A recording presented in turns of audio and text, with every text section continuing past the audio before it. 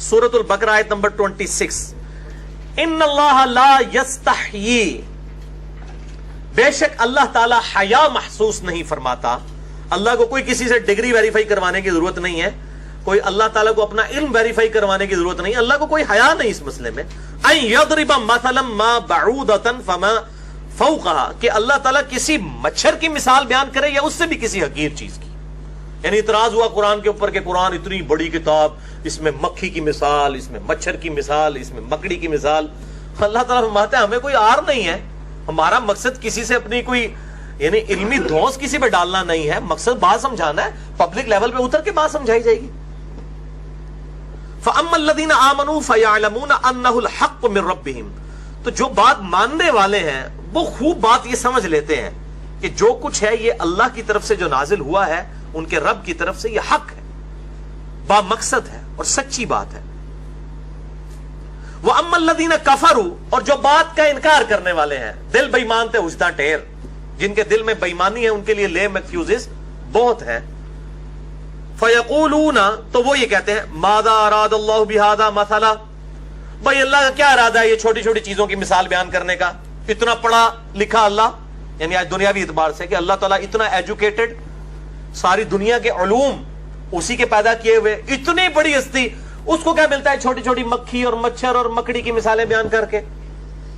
अब इस पे अल्लाह ताला ने इल्जामी जवाब के तौर पे, टॉन्ट करते हुए, ताने के तौर पर बात की, युदिल्लु बिही कसीरन व यहदी बिही कसीरा, अल्लाह ताला चाहता है इसके जरिए बहुत से लोगों को गुमराह कर दे और बहुत सौ को हिदायत दे दे। क्या मतलब? जो बात मान ले वो हिदायत वाला, जो इसका मजाक ही उड़ाता रहे यार अल्लाह इदा वड्डा ए क्यों गल्ला, वो गुमराही हो जाए। इसका कथन ये मकसद नहीं है कि कुरान लोगों को गुमराह करता है। जिसका ये अकीदा है कि कुरान लोगों को गुमराह करता है वो पक्का कट्टर काफिर है और उसके कुफर में शक करने वाला भी काफिर है। कुरान तो कह रहा है सूरह अल-बकरा के अंदर, शाहरु रमज़ान अल्लज़ी उन्ज़िला फ़ीहिल कुरान, रमजान का महीना वो है जिसमें कुरान नाजिल हुआ, हुदल लिन्नास, पूरी इंसानियत के लिए हिदायत है। कुरान में कहीं नहीं आया कि कुरान जो है वो इंसानियत के लिए गुमराह करने वाली किताब है, नाऊज़ बिल्लाह। वह बय्यिनातिम मिनल हुदा, इसमें हिदायत के रोशन दलाइल है, वल फुरकान, और ये हक और बातिल में तमीज करने वाली किताब है। ओल्ड टेस्टामेंट और न्यू टेस्टामेंट के बाद अब ये फाइनल टेस्टामेंट है अल कुरान।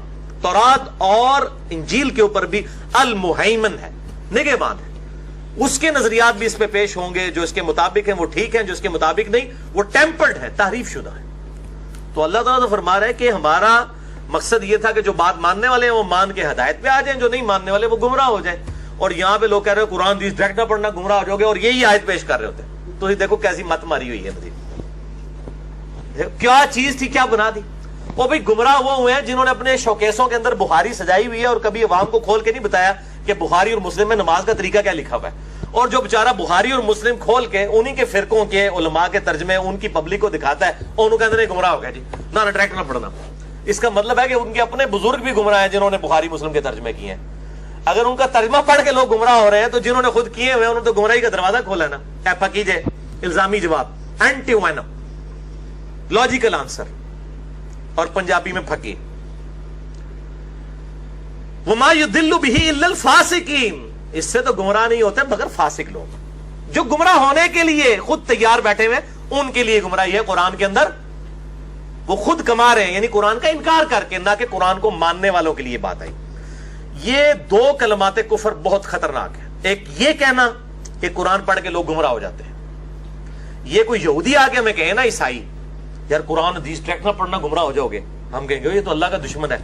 लेकिन ये मौलवी मेंबरों पे चढ़ के आपको पगड़ियां और दाढ़ियां पहन के, दाढ़ियां पहनी हुई है इन्होंने, रखी कोई नहीं हुई है, क्योंकि इनको इनकी वैसे तो उन्हें समझ आ गई दाढ़ी तो बगैर भी इमामत कर सकते हो। इमामत की जो सही मुस्लिम में 4 शराइत है उनमें दाढ़ी नहीं है, तो ये दाढ़ी इन्होंने रखी नहीं, पहनी हुई है। दाढ़ी पहन के जो मेंबरों पे चढ़ के आपको कह रहे हैं कुरान और सुन्नत डायरेक्ट ना पढ़ना, कुरान और हदीस डायरेक्ट ना पढ़ना, गुमराह हो जाओगे, तो ये कलमाते कुफर हैं। और इनके कुफर में शक करने वाला भी काफिर है जो ये इस तरह का कलमा बोले। और दूसरा कलमा ये बोलते हैं जी कुरान जो है ना ये बहुत मुश्किल है जी, बहुत मुश्किल किताब है। यार पूरे कुरान में कहां लिखा हुआ है कुरान मुश्किल है? इसके उलट जरूर लिखा है सूरह جو ہے القمر کے اندر کم از کم 4 دفعہ وَلَقَدْ يَسَّرْنَا الْقُرْآنَ لِلذِّكْرِ فَهَلْ مِن مُدَّكِرٍ، ہم نے قرآن کو تذکیر نصیحت کے لیے آسان کر دیا ہے کوئی نصیحت حاصل کرنے والا؟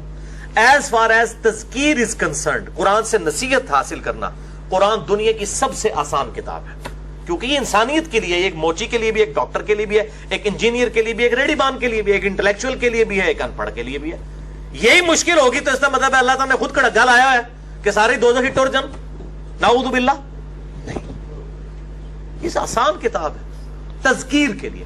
ہاں جہاں تفاسیر کا تعلق ہے اور یہ باقی چیزیں ہیں، وہ تو میرے بھائی تفسیریں لوگ لکھتے آ رہے ہیں، لکھتے جائیں گے، اس کا تو کوئی اینڈ ہی نہیں ہے، لیکن وہ عام آدمی کی ضرورت نہیں، عام آدمی کی ضرورت نصیحت ہے، تذکیر ہے۔